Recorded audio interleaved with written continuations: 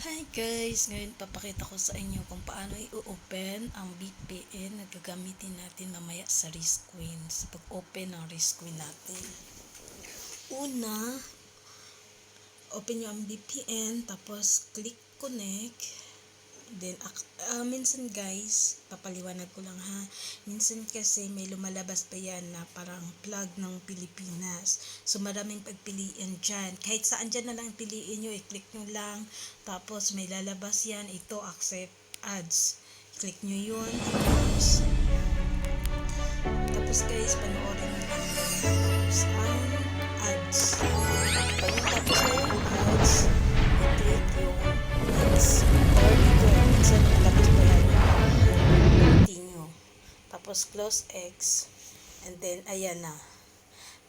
Minsan kasi talaga guys, nag-extend sila ng ano ba yan, ads. So, continue lang. Minsan lumalabas agree. Tapos agree nyo lang. Pagkatapos ng ads ulit na panoorin nyo, i-click nyo lang ang X. Tapos, ito na yung lalabas. Disconnect. Kapag naka-disconnect na yan, makikita nyo dito sa taas yung sign ng VPN. So, ibig sabihin yan, naka-connect na kayo. Okay guys, enjoy trading. Ngayon, pupunta tayo sa ating Risqueen. Okay?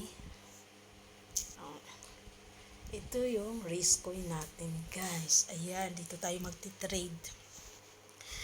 Log in lang tayo. Tapos ayan, pag nag-trade tayo guys, ito yung pipindutin. Dito makikita nyo sa baba, home, markets, futures, perpetual, assets.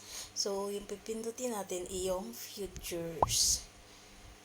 Tapos yan yung lalabas. So, ang lalabas dyan, position order, historical orders, invited me. Yun ngayon, pipindutin natin yung invited me. So, yan na yung lumabas. Pagkatapos ng invited me, nakikita nyo to, please enter the order code. Ayan, papunta tayo mamaya sa bone chat. Ito yung bone chat. Ito. Dito natin guys makikita yung code mamaya.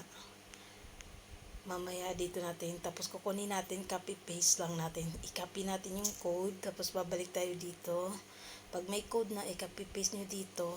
Tapos click confirm lang. Tapos mamaya may lalabas na, pagka-confirm nyo, may lalabas na done or okay. So i-click nyo lang yon. Pagka-click, okay na yan. Kung gusto nyo namang i-check kung tama yung ginawa nyong pag-confirm, pag-copy paste, punta kayo dito sa position order.